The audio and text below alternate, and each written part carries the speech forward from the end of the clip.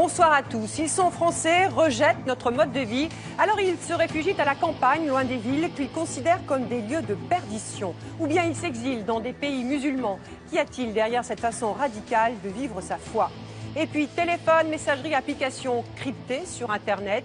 Comment djihadistes et terroristes communiquent-ils entre eux pour préparer des attentats comme ceux du 13 novembre ? Est-il possible de surveiller leur communication ? C'est une enquête inédite. Tout de suite, cet autre sujet consacré à l'actualité autour des attentats. Comment les terroristes qui ont frappé le 13 novembre dernier ont-ils pu échanger, communiquer, préparer leurs attaques sans que leur communication ne soit interceptée ? Désormais, grâce à de nouvelles technologies, leurs messages sont souvent cryptés, parfois très compliqués à déchiffrer. Ce soir, nous vous proposons de découvrir les outils, les moyens de communication utilisés par le groupe État islamique. C'est une enquête exceptionnelle qui nous mène de révélation en révélation en France et aux États-Unis. Elle a été réalisée par toutes les équipes de reporters de l'agence Bangoumi. Une enquête dirigée et commentée par Sébastien Leguet. C'est une enquête qui commence au fond d'une poubelle. Au soir du 13 novembre, quelques heures après la fin de l'assaut au Bataclan, la police judiciaire retrouve à proximité de la salle de concert un téléphone. À l'intérieur, un SMS probablement envoyé par l'un des terroristes. On est parti, on commence. Les enquêteurs vont analyser ce téléphone. Grâce à lui, ils vont reconstituer une partie du déroulement des attaques de Paris. En premier lieu, l'itinéraire, le déplacement de certains terroristes. Montreuil, la station Nation, le Bataclan, Saint-Denis.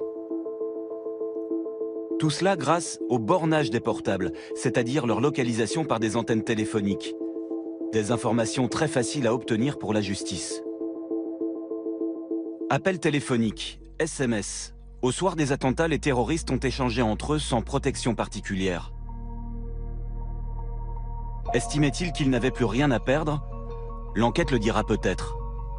Mais habituellement, le groupe État islamique recommande aux djihadistes la plus grande clandestinité dans leur communication. On a échangé des mails sans jamais s'envoyer de mails. Nous allons enquêter sur les moyens et les outils qu'ils utilisent pour échanger des informations et parfois préparer des attentats. Téléphone, mais pas seulement. Ils peuvent utiliser des techniques très sophistiquées, comme des clés de cryptage que les enquêteurs ne peuvent pas déchiffrer.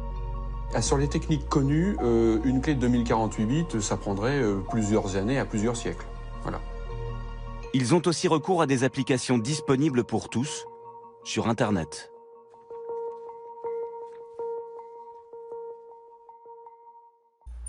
Pour comprendre cette technologie, nous nous rendons dans une école qui enseigne une matière très stratégique, la cryptologie. Elle est située à Laval. Parmi les ingénieurs qu'elle forme, certains travailleront comme agents du renseignement au ministère de la Défense. Aujourd'hui, les élèves en première année de crypto ont un cours d'initiation au chiffrement dans un langage particulièrement indéchiffrable. Là, ce qu'il faut voir, c'est qu'à partir de la graine qui est là, tu vas générer un flux aléatoire, d'accord ? Comme un rand. Et ce flux aléatoire, en fait, tu vas faire un XOR avec ton message.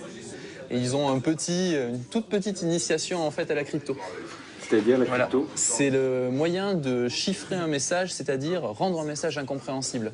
Admettons qu'ils ont envie d'envoyer un message à un collègue et il faut que personne ne comprenne le contenu de ce message à part le collègue. C'est ça la crypto. C'est un moyen de faire ça. C'est des pointeurs. Imaginez une carte postale. Un message est écrit et il est transformé en code illisible avant d'être posté. Le message redevient lisible quand le destinataire reçoit la carte.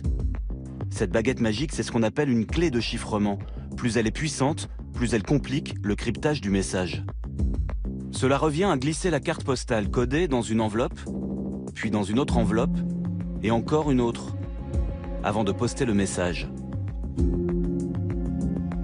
À ce propos, Sid Ahmed Glam avait des instructions très précises de son commanditaire.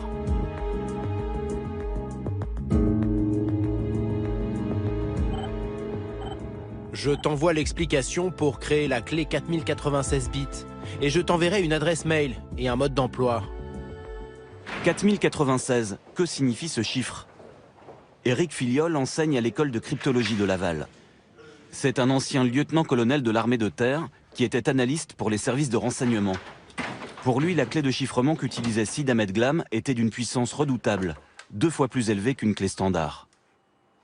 La clé, si on lui donne une taille extraordinairement grande, et 2048 commence déjà à être une clé de très très bonne taille, et bon, on est tranquille pour un certain nombre d'années, et pour faire face aux éventuelles évolutions mathématiques ou algorithmiques dans le domaine. 4096 veut dire qu'à ce moment-là, on projetterait ce principe de précaution encore plus loin. Combien de temps il faudrait pour casser ce compteur en quoi Sur les techniques connues, une clé de 2048 bits, ça prendrait plusieurs années à plusieurs siècles. Voilà. Dans ces manipulations ultra sécurisées, Sid Ahmed Glam va commettre une imprudence. Sur son ordinateur, il a transféré les informations sur l'attentat de Villejuif sur un document texte, sans cryptage. Il l'a ensuite supprimé, mais il a oublié de chiffrer le fichier effacé. Les policiers qui feront parler le disque dur trouveront tous les éléments. Sid Ahmed Glam, un présumé djihadiste maladroit. D'après Éric Filliol, le cryptage des dossiers effacés est une consigne pourtant bien connue des djihadistes. Al-Qaïda la recommandait déjà il y a quelques années. L'organisation terroriste était obsédée par la suppression des données.